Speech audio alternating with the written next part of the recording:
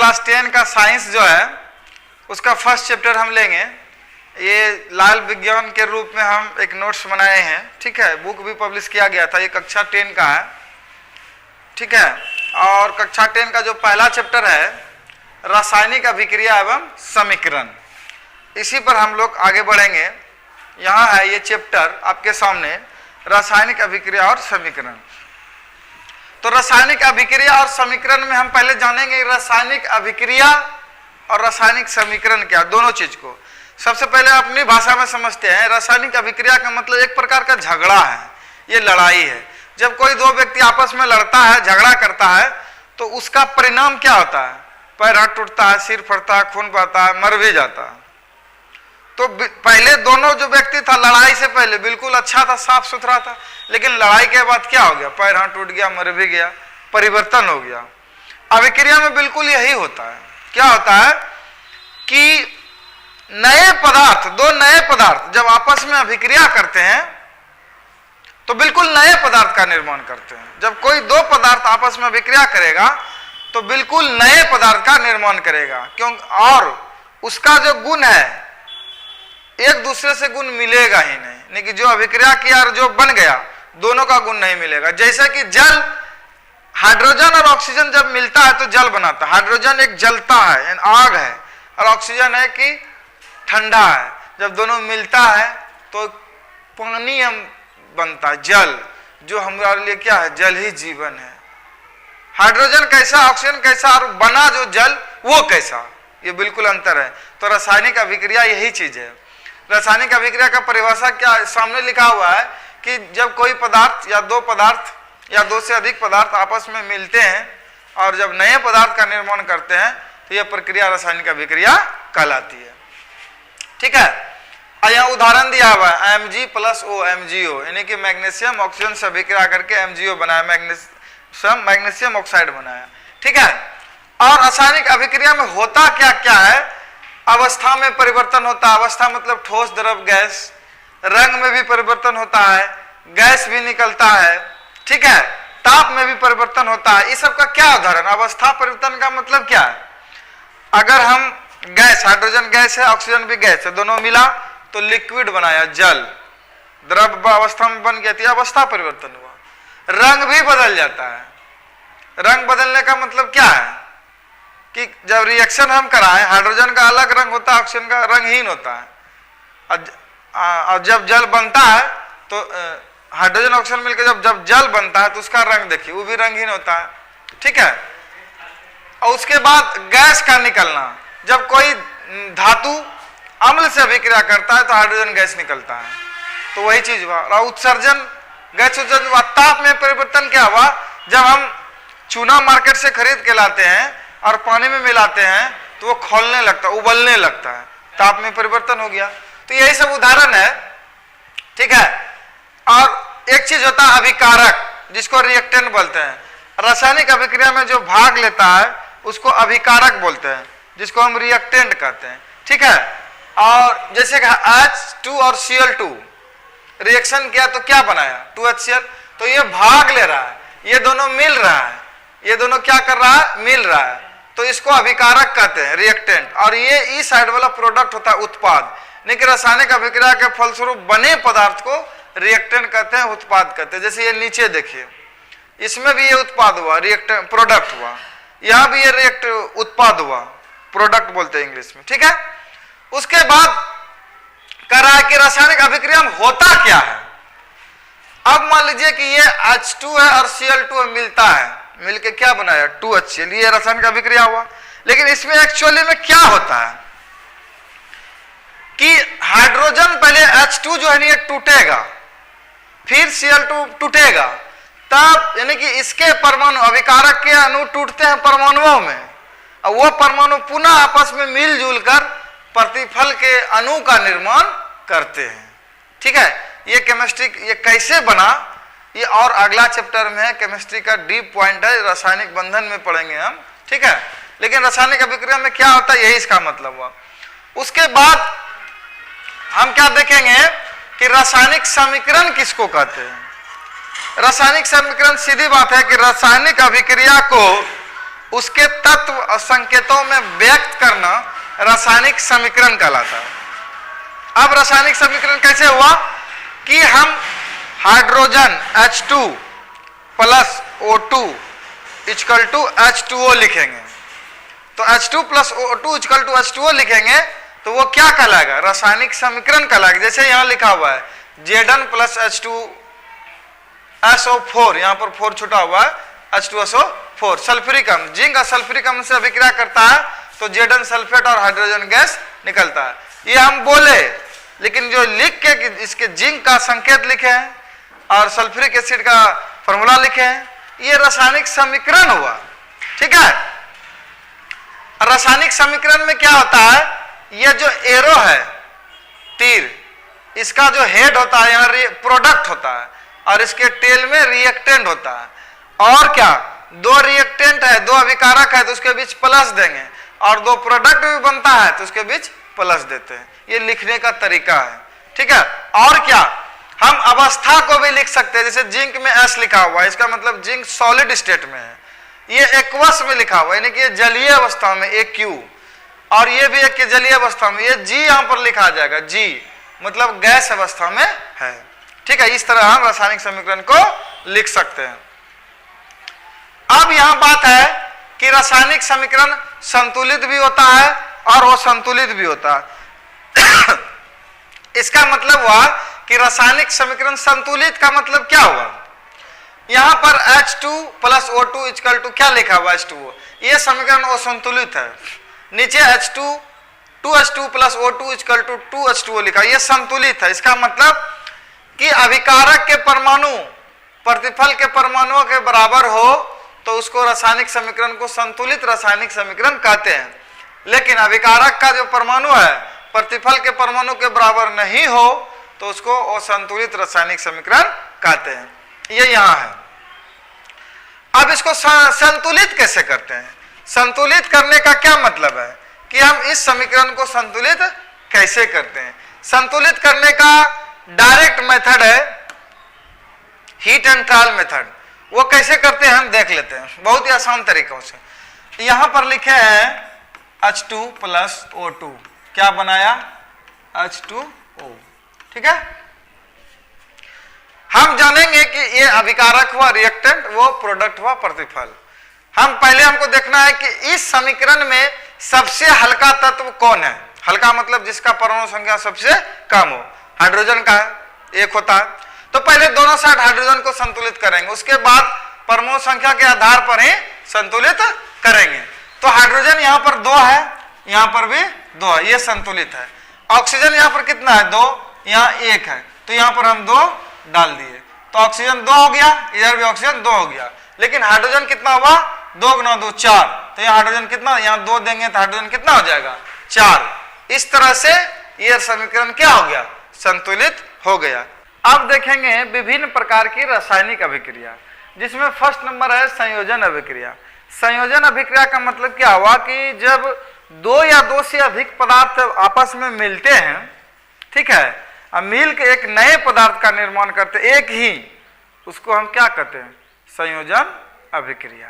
ठीक है, और उसका उदाहरण आप देख लीजिए, कैल्शियम ऑक्साइड का अभिक्रिया जल से होता है तो कैल्शियम हाइड्रोक्साइड बनता है। ये चीज आप घर में देखे होंगे, घर चूना खरीद के लाए मार्केट से, पानी में मिला दिए तो वो क्या बन गया, पोतते हैं ना घर में, दीवार में जो चूना पेंट करते हैं वो क्या होता है, मार्केट से लाते हैं और पानी में डायरेक्ट ठंडा पानी में डाल देते हैं तो वो मिल के कैल्शियम हाइड्रोक्साइड बना जाता है, वही हम पेंट करते हैं। ठीक है, उसके बाद कार्बन ऑक्सीजन से अभिक्रिया करके कार्बन डाइऑक्साइड बनाता है, ये तो सिंपल सी बात है। हाइड्रोजन ऑक्सीजन से अभिक्रिया करके क्या बनाता है, जल बनाता है, ये संयोजन अभिक्रिया। उसके बाद है ऊष्माक्षेपी अभिक्रिया। ऊष्माक्षेपी अभिक्रिया का मतलब क्या हुआ, ऊष्मा मतलब ऊर्जा, क्षेपी मतलब क्या हुआ, निकलना, यानी कि वह रासायनिक अभिक्रिया जिसमें अभिक्रिया के बाद ऊष्मा निकलता हो उसको हम ऊष्माक्षेपी अभिक्रिया कहेंगे। उदाहरण के देख लिए कि जब कोयला दहन होता है, कार्बन जलता है ऑक्सीजन की उपस्थिति में तो कार्बन डाइऑक्साइड निकलता है, वो गर्म होता है। और जब मीथेन गैस ऑक्सीजन की उपस्थिति में जलता है, जैसे कीचड़ सब में देखते होंगे, वो कार्बन डाइऑक्साइड, जल और ऊष्मा निकलता है, ये ऊष्माक्षेपी अभिक्रिया होगा। और सुने होंगे कि श्वसन एक ऊष्माक्षेपी अभिक्रिया है। श्वसन एक ऊष्माक्षेपी अभिक्रिया है, ऐसा क्यों कहते हैं? क्योंकि जब हम सांस लेते हैं तो ऑक्सीजन अंदर जाता है और हमारे शरीर के सभी कोशिकाओं में ग्लूकोज पहले से रहता है। वह ग्लूकोज ऑक्सीजन से ये कहाँ घटना होता है? माइटोकॉन्ड्रिया में। ग्लूकोज ऑक्सीजन से अभिक्रिया करके कार्बन डाइऑक्साइड, जल और ऊर्जा देता है, इसलिए माइटोकॉन्ड्रिया को पावर हाउस भी कहते हैं। ठीक है, तो यह श्वसन एक ऊष्माक्षेपी अभिक्रिया है, क्योंकि श्वसन के फलस्वरूप ऊर्जा निकलता है। बिना श्वसन लिए खा लेंगे हम पुष्ट, बिना सांस लिए हमको ऊर्जा नहीं मिलेगा, इसलिए कहता है कि बिना सांस लिए हम जीवित नहीं रह पाएंगे, यही मेन कारण है। ठीक है, उसके बाद है ऊष्माशोषी अभिक्रिया। ऊष्माशोषी अभिक्रिया का मतलब क्या हुआ?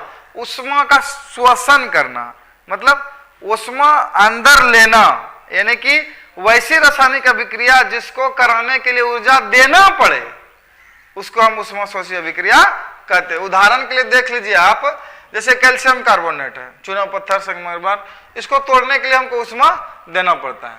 कैल्शियम कार्बोनेट आप देखे होंगे, जब चूना को पेंट करते हैं तो वह चूना सूखने के बाद CaCO3 हो जाता है। क्यों? क्योंकि वो हम अभी क्या बताएं कि मार्केट से चूना लाए, पानी मिलाए, पेंट कर दिए, पेंट करने के बाद वायुमंडल के कार्बन डाइऑक्साइड से वो अभिक्रिया करता है, यानी कि सूख जाता है, तब कैल्शियम कार्बोनेट का निर्माण करता है। ठीक है, ये नाइट्रोजन भी ऑक्सीजन से अभिक्रिया करके नाइट्रिक ऑक्साइड बनाता है, ये भी ऊष्माशोषी अभिक्रिया है। उसके बाद वियोजन अभिक्रिया या अपघटन, सीधा नाम से पता चलता है, वियोजन का मतलब टूटना। जब कोई पदार्थ, बड़ा पदार्थ अभिक्रिया के बाद टूटता है या दो या दो से अधिक पदार्थों में, तो उसको हम वियोजन अभिक्रिया कहते हैं। आप देख लीजिए फेरस सल्फेट, इसको तोड़ेंगे तो फेरिक ऑक्साइड सल्फर डाइऑक्साइड और सल्फर ट्राइऑक्साइड में बनेगा। ठीक है, और लेड नाइट्रेट, ये भी जब टूटता है तो लेड ऑक्साइड में और नाइट्रोजन डाइऑक्साइड में और ऑक्सीजन में विभाजित होता है। ठीक है, और दूसरा कि सिल्वर क्लोराइड, ये भी टूटता है तो सिल्वर और क्लोराइड में अलग हो जाता है, इसको हम वियोजन अभिक्रिया कहते हैं। उसके बाद सिल्वर ब्रोमाइड भी टूटेगा तो सिल्वर और ब्रोमीन में आएगा। उसके बाद है विस्थापन अभिक्रिया।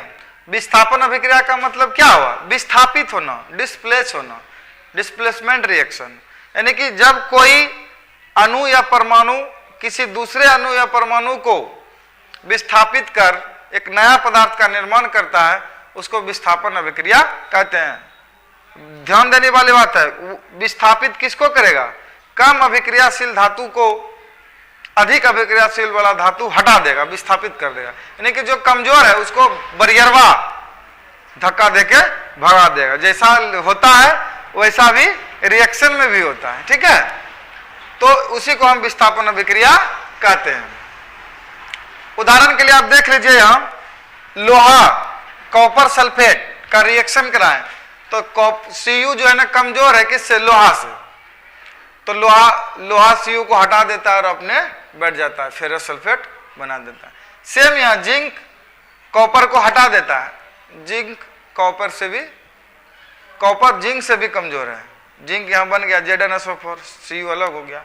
यहां लेड Cu को हटा देता है, लेड क्लोराइड बना देता है, कॉपर अलग हो जाता है। ठीक है, अब है द्विविस्थापन अभिक्रिया। द्विविस्थापन मतलब दोनों तरह से विस्थापन, हम हटाए तो तुम भी हटाएगा, यानी कि वैसा रासायनिक अभिक्रिया जिसमें दो अणु परमाणुओं का विस्थापन होता हो।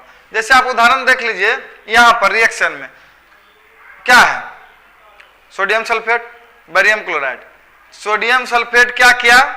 सोडियम Ba को हटाया, Ba सोडियम को हटाया, Ba के जगह Na आ गया और Na की जगह क्या आ गया?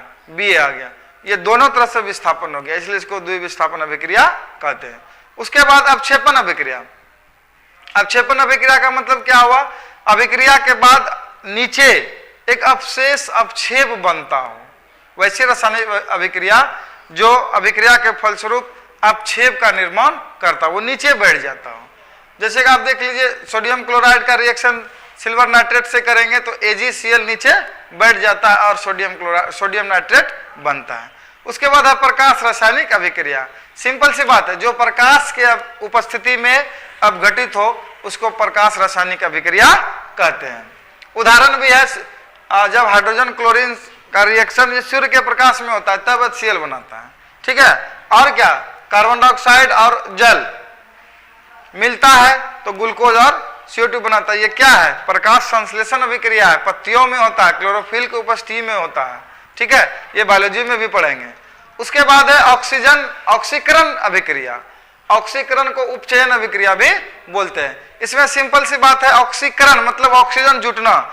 जब किसी तत्व या परमाणु में अणु में ऑक्सीजन जुटता है या हाइड्रोजन निकलता है, याद रखना, या और नहीं, तब उस अभिक्रिया को हम ऑक्सीकरण या उपचयन अभिक्रिया बोलते हैं। यहां पर देखिए, कार्बन ऑक्सीजन से जुटा CO2 बनाया, कॉपर ऑक्सीजन जुटा CuO बनाया, सल्फर ऑक्सीजन जुटा SO2 बनाया, तो ये ऑक्सीकरण अभिक्रिया हो गया। उस तरह इसका उल्टा है अवकरण अभिक्रिया, यानी कि उपचयन। अवकरण का मतलब ऑक्सीकरण का उल्टा, उसमें ऑक्सीजन जुटता था, इसमें ऑक्सीजन निकलेगा, उसमें हाइड्रोजन निकलता था, इसमें हाइड्रोजन जुटेगा। वैसी रासायनिक अभिक्रिया जिसमें तत्व अणु परमाणु में हाइड्रोजन जुटे या ऑक्सीजन निकले उसको अवकरण अभिक्रिया कहते हैं या अपचयन अभिक्रिया कहते हैं। उदाहरण के लिए देख लिए, जल में क्लोरीन जुट रहा है, सॉरी क्लोरीन में हाइड्रोजन जुट रहा है, ऑक्सीजन हाइड्रोजन जुट रहा है, ठीक है। उसके बाद है ऑक्सीजन ऑक्सीकरण अपकरण रेडॉक्स अभिक्रिया, यानी कि दोनों, जिसमें ऑक्सीजन जुट रहा हो, यानी ऑक्सीकरण भी हो रहा हो और अपकरण भी हो रहा हो, ठीक है, तो उस अभिक्रिया को हम रेडॉक्स अभिक्रिया कहते हैं, ऑक्सीकरण अपकरण अभिक्रिया। उदाहरण के लिए देख लीजिए, CuO, यहां पर देखिए CuO प्लस जल, क्या हो रहा है, इसमें ऑक्सीजन निकल रहा है, ऑक्सीजन निकला तो क्या बना Cu, और हाइड्रोजन में ऑक्सीजन जुटा तो ऑक्सीकरण हुआ, ऑक्सीजन निकला और जुटा, ठीक है, और हाइड्रोजन भी जुटा। दूसरा ZnO प्लस C, क्या हुआ, ZnO में क्या हुआ, ऑक्सीजन निकल गया और कार्बन में ऑक्सीजन जुट गया। ऑक्सीजन का निकलना अवकरण, ऑक्सीजन का जुटना ऑक्सीकरण। इसमें भी सेम, ठीक है। अब देखिए कुछ पॉइंट है कि जो पदार्थ ऑक्सीकृत होता है उसको अवकारक कहते हैं, उल्टा पुल्टा, और जो अवकरित होता है उसको ऑक्सीकारक बोलते हैं, ठीक है। ये पॉइंट है कुछ याद करने के लिए, ठीक है। उसके बाद कुछ विशेष बातें इसमें दिया गया है। आप मार्केट से कैल्शियम ऑक्साइड लाते हैं, मार्केट से कैल्शियम ऑक्साइड लाते हैं और चूना, जिसको बोलते हैं चूना वाला पोतेंगे दिवाली के टाइम में, उसको जल में मिलाते हैं। मिलाने के बाद वो बना देता है CaOH का होल 2, बुझा हुआ चूना, ठीक है। और उसको हम पेंट करते हैं दीवार में। पेंट करने के बाद, सूखने के बाद वो ठोस हो जाता है। वो सूखता है कैसे, ये CaOH का होल 2 कार्बन डाइऑक्साइड से अभिक्रिया करता है, वायुमंडल में जो कार्बन डाइऑक्साइड है, और क्या बना देता है CaCO3, ठीक है। इसी को हम कैल्शियम कार्बोनेट बोलते हैं। उसके बाद देखेंगे कि इसी चैप्टर का कुछ NCERT क्वेश्चन है। फर्स्ट नंबर है, वायु में जलने से पहले मैग्नीशियम रिबन को साफ क्यों किया जाता है। सिंपल सी बात है, मैग्नीशियम रिबन पर मैग्नीज ऑक्साइड का, मैग्नीशियम ऑक्साइड का परत रहता है, ठीक है, और उसको जैसे साफ करते हैं वो परत हट जाता है और जलने में क्या होता है, सुविधा होता है। सिंपल सी बात है। उसके बाद है निम्नलिखित अभिक्रियाओं के लिए उनकी अवस्था के संकेतों के साथ संतुलित रासायनिक समीकरण लिखिए। करा, जल में बैरियम क्लोराइड सोडियम सल्फेट के विलयन अभिक्रिया करके सोडियम क्लोराइड का विलयन तथा अघुलनशील बैरियम सल्फेट का अवक्षेप बनाता है। सिंपल सी बात है, बैरियम क्लोराइड लिखेंगे, सोडियम सल्फेट लिखेंगे, और यह बता ही रहा है कि सोडियम क्लोराइड का विलयन NaCl और अवघुलनशील बैरियम सल्फेट का अपक्षेप बनाता है, तो बैरियम सल्फेट सिर्फ बता रहा है, हमको संकेत लिखना है। दूसरा सोडियम हाइड्रोक्साइड लिखा हुआ है का विलयन जल में हाइड्रोक्लोरिक अम्ल के विलयन से अभिक्रिया करता है, हाइड्रोक्लोरिक अम्ल है, क्या बनाता है, सोडियम क्लोराइड का विलयन जल, NaCl और जल, ठीक है। जब लोहे की कील को कॉपर सल्फेट के विलयन में डुबोया जाता है तो विलयन का रंग बदल जाता है। कॉपर सल्फेट में अगर हम लोहा का कील डालेंगे तो रंग विलयन का रंग बदल जाता है। क्यों? क्योंकि लोहा जो है ना कॉपर को क्या करता है, विस्थापित कर देता है और फेरस सल्फेट बन जाता है। क्यों? क्योंकि लोहा अधिक पावरफुल है कॉपर से, अभी हम ऊपर बताएं। ठीक है। दूसरा है संतुलित रासायनिक समीकरण क्या है। संतुलित रासायनिक समीकरण को संतुलित करना क्यों आवश्यक है? सिंपल सी बात है, दुनिया में संतुलित रासायनिक समीकरण किसको कहते हैं कि जब अभिकारक और प्रतिफल में तत्वों की परमाणु की संख्या समान हो तो उसको संतुलित रासायनिक समीकरण कहते हैं। क्यों किया जाता है? हम जानते हैं द्रव्यमान संरक्षण के सिद्धांत के आधार पर न कोई पदार्थ बनता है न नष्ट होता है, वह एक रूप से दूसरे रूप में परिवर्तित होता है। इसीलिए रासायनिक समीकरण को संतुलित किया जाता है। अब जितना हम आटा लेंगे उतने ना रोटी बनेगा कि आटा इतना लिए रोटी इतना बन गया, या इतना आटा लिए इतना रोटी बन गया। नहीं, जितना आटा लेंगे उतना ही रोटी बनेगा। ना आटा घटेगा ना बढ़ेगा, भले आटा रोटी में परिवर्तित हो गया। समझे?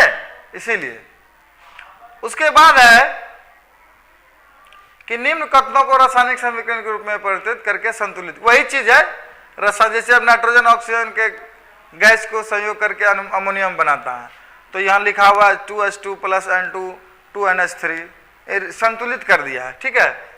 एक क्वेश्चन है श्वसन को ऊष्माक्षेपीय अभिक्रिया क्यों कहते हैं, तो हम पहले ही बता दिए कि श्वसन को ऊष्माक्षेपीय अभिक्रिया क्यों कहते हैं। उसके बाद है कि वियोजन अभिक्रिया को संयोजन अभिक्रिया के विपरीत क्यों माना जाता है, इसका समीकरण दीजिए। वियोजन मतलब टूटना और संयोजन मतलब जुटना, टूटना का उल्टा जुटना। क्या करेंगे? परिभाषा दे दिए संयोजन अभिक्रिया का, उसका उदाहरण दे दिए। अब वियोजन अभिक्रिया का परिभाषा दे दिए, उदाहरण दे दिए, तो और उपयुक्त दोनों से पता चलता है कि दोनों एक दूसरे के क्या है, विपरीत है। उसके बाद है उन वियोजन अभिक्रियाओं के एक एक समीकरण लिखिए जिनमें ऊष्मा, प्रकाश एवं विद्युत के रूप में ऊर्जा निकलता है। ऊष्मीय वियोजन लेड नाइट्रेट, लेड मोनोऑक्साइड और नाइट्रोजन ऑक्साइड। ठीक है। प्रकाशीय अभिक्रिया सिल्वर क्लोराइड टूटता है, सिल्वर और क्लोराइड में बनाता है। विद्युत के द्वारा वियोजन H2O को तोड़ते हैं तो H2 + O2 बनाता है। दूसरा विस्थापन तथा द्विविस्थापन में क्या अंतर है, अभिक्रिया का समीकरण दीजिए। पीछे हम बता भी दिए हैं विस्थापन में क्या होता है, एक परमाणु दूसरे परमाणु को विस्थापित कर देता है, और द्विविस्थापन में क्या हुआ कि दो परमाणु या अणु एक दूसरे को विस्थापित करेगा। आप यहाँ समीकरण पहले ही बताएं और यहाँ भी है। ठीक है। उसके बाद है ऑक्सीजन के योग और ह्रास के आधार पर निम्नलिखित पदों की व्याख्या कीजिए। उपचयन और अपचयन, अभी ऊपर हम पढ़ाइए दिए उपचयन क्या है और अपचयन क्या है। ठीक है। उसके बाद कह रहा है कि लोहे की वस्तुओं को हम पेंट क्यों करते हैं। सिंपल सी बात है, पेंट नहीं करेंगे तो जंग लग जाएगा। लोहा क्या करता है, नमी, वायुमंडल के नमी ऑक्सीजन पानी से अभिक्रिया करके उस पर एक परत बना लेता है जिसको संक्षारण बोलते हैं, कि फेरिक ऑक्साइड बना देता है, जंग लग जाता है, धीरे धीरे लोहा खत्म नष्ट हो जाता है। ठीक है। इसलिए पेंट करने से लोहा का संपर्क वायुमंडल से टूट जाता है और लोहा ढेर दिन तक टिकता है। कह रहा है कि निम्नलिखित पदों का वर्णन कीजिए। एक चीज ऊपर में रह गया, तेल एवं वसायुक्त खाद्य पदार्थों को नाइट्रोजन से प्रवाहित क्यों किया जाता है। सिंपल सी बात है, खाना भोजन ऐसे रखने पर वो ऑक्सीजन से अभिक्रिया करके विकृत गंधी हो जाएगा, नष्ट हो जाएगा, बर्बाद हो जाएगा। घर में भी आप लोग एक दिन रख दीजिए बाहर में खाना, दूसरा दिन रखिए, खराब हो जाएगा। गर्मी दिन में तो जल्दी ही खराब हो जाता है। क्यों? क्योंकि वो ऑक्सीजन से अभिक्रिया करके विकृत गंधी हो जाता है, महकने लगता है। लेकिन वही नाइट्रोजन गैस देने से ऑक्सीजन को रोकता है। रुको, नाइट्रोजन ऑक्सीजन की अभिक्रिया को रोकता है, बंद नहीं करता है, रोकता है, कंट्रोल करता है। इसीलिए नाइट्रोजन से प्रभावित किया जाता है। दूसरा है संक्षारण क्या है, विकृत गंधीता क्या है। वही चीज संक्षारण का मतलब क्या हुआ, जब कोई पदार्थ, जब लोहा, कोई भी धातु ऑक्सीजन या वायुमंडल के नमी से रिएक्शन करके उस पर एक परत बना लेता हो तो समझ लीजिए कि वो संक्षारित हो गया। जैसे लोहा में जंग लगना, चांदी का काला होना, तांबे का हरा होना। सोना में कुछ नहीं होता है, सोना अभिक्रियाशील धातु नहीं है, वो अभिक्रिया नहीं करता। उसके बाद विकृत गंधीता, वही कोई खाना हो, तेल वसा युक्त खाद्य पदार्थ जब ऑक्सीजन से अभिक्रिया करता है और उसका स्वाद बदल जाता है, गंध आने लगता है, उसी को हम विपरीत गंधता कहते हैं।